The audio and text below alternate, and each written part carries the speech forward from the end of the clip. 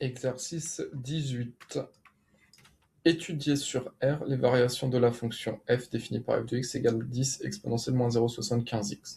Donc qui dit étudier les variations d'une fonction, dit on doit étudier le signe de la dérivée. Et on vous rappelle une propriété du cours, on vous rappelle que si vous avez e puissance u, où u c'est une fonction, donc c'est-à-dire qu'elle va dépendre de x, on rappelle que la dérivée de la forme e puissance une fonction, c'est la dernière forme que vous devez connaître cette année scolaire. E puissance u. Cette année scolaire, je parle aux élèves qui sont en première spécialité maths. E puissance u, la dérivée, il faut faire u' fois exponentielle de u. Attention à ne pas oublier le u'. Donc là, étudier les variations de f, donc on va dériver f, donc f' de x, égale 10, c'est une constante, c'est un nombre L, donc ça va être 10 fois, et on doit dériver exponentielle moins 0,75x. Donc exponentielle moins 0,75x, c'est de la forme exponentielle d'une fonction u. Et la fonction u, c'est moins 0,75x.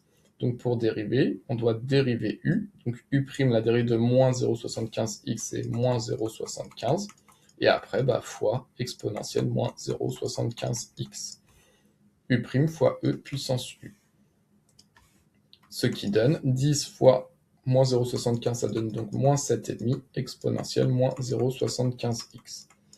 On va faire le tableau de signes, donc x, vont de moins l'infini jusqu'à plus l'infini, le signe de moins 7,5, le signe d'une exponentielle moins 0,75x, et donc on va obtenir le signe de la dérivée en multipliant les deux quantités, et le signe de la dérivée va nous donner les variations de la fonction. Donc moins 7,5, peu importe la valeur de x, moins 7,5, c'est tout le temps un nombre négatif.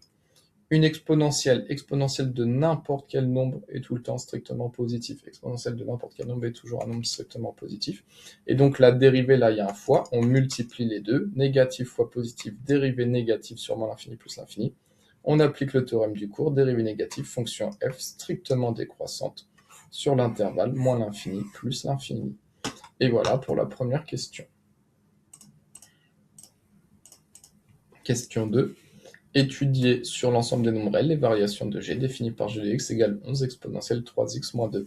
Donc pareil, pour étudier les variations d'une fonction, on étudie le signe de la dérivée, donc g' de x est égal à 11 fois, et on doit dériver exponentielle 3x moins 2, donc c'est de la forme e puissance u, où u est la fonction 3x moins 2, donc pour dériver cela, c'est donc u', donc la dérivée de 3x moins 2, la dérivée de 3x c'est 3 moins 2, 0, donc la dérivée c'est u', ça vaut 3 fois exponentielle de u, donc fois exponentielle 3x moins 2.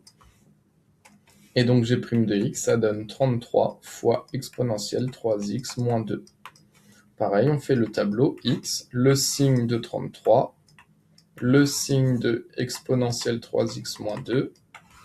On va multiplier les deux parce que là, il y a un fois entre les deux pour avoir le signe de la dérivée.